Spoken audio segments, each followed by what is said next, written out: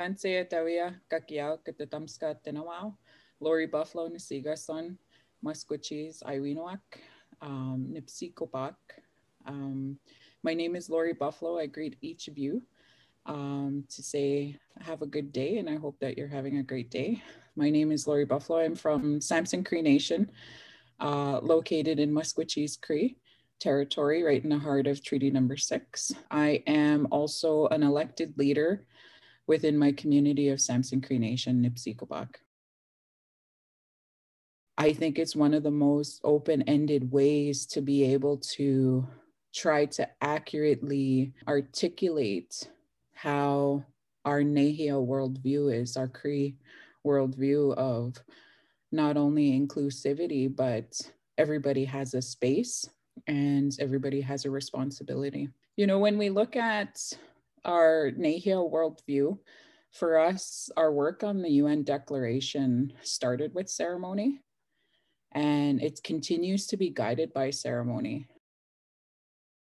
The piece that's missing in the conversation is our mutual responsibility. We have a larger responsibility to Wakotuin, you know, to the Nehia belief of, you know, the interconnectedness of not just between people, but of our environments. And that interconnectedness, I think, largely speaks to our mutual responsibility to one another, to the obligation for each of us to do what we can to continue to support others.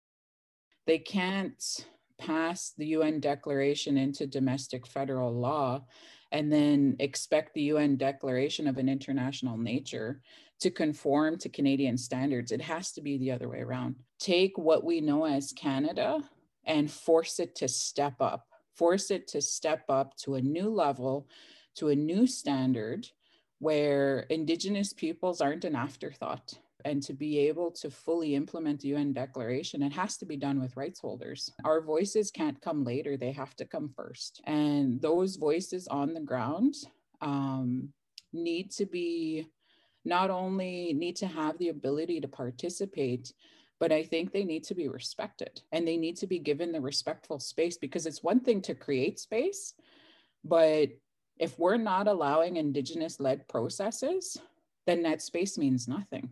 I don't think people are actually against the UN Declaration and what it's actually created to do. People want to know, well, what happens after, you know, especially from the grassroots perspective. What happens after C-15 reaches royal assent and is put into law?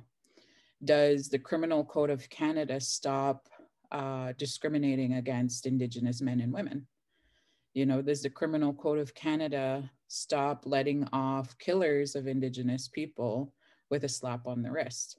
It's things like that that people, I think, are concerned about on the ground. I think in the plan of action, there needs to be a substantial oversight body to ensure that Indigenous peoples are not only given that assurance that something is going to be done should somebody violate federal law of legal recognition of Indigenous rights.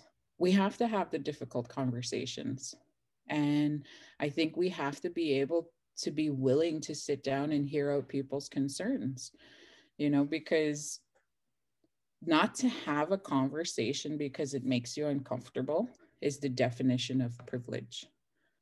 For non-Indigenous people, your comfort is not at the center of the discussion. It's about ensuring that Indigenous peoples are brought back to their rightful place. And that's recognition. And that's for us to have a space where we can have access, adequate access, respectful access to justice, to a new standard of living. I think we have to continue to exercise courage. And, you know, I think in that courage, I think there's truth telling. And in truth telling, we have to acknowledge the history that exists. And realistically, that history has led to a damaged relationship that never had the chance to get started. So there's no trust, you know, and I think in order to rebuild trust, we have to make sure that everybody in that circle of rebuilding trust has equal footing. And this is part of that.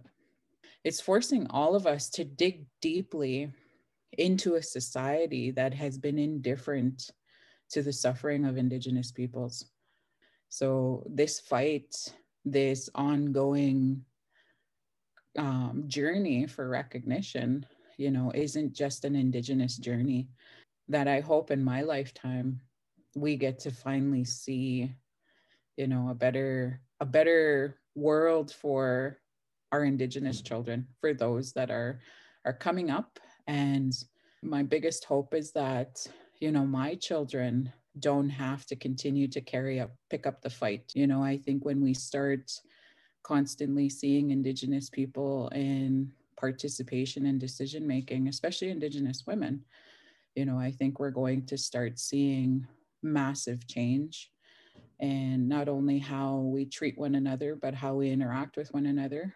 Because when we start to look at those things from that Indigenous perspective, I think that larger responsibility of Isahuan, patience, exercise some patience in this decision making and the creation of your plan, wetna, like take your time, make sure what you're doing is actually for the benefit of the future and not for you here now.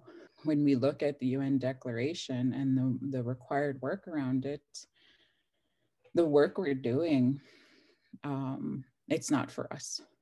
It's not for us. It's for our children. It's for their future. One of the principles that I was brought up with is for everywhere you go, you make sure you leave that space in a better place. And I think that's ultimately what we're trying to accomplish with the UN Declaration. So, hi.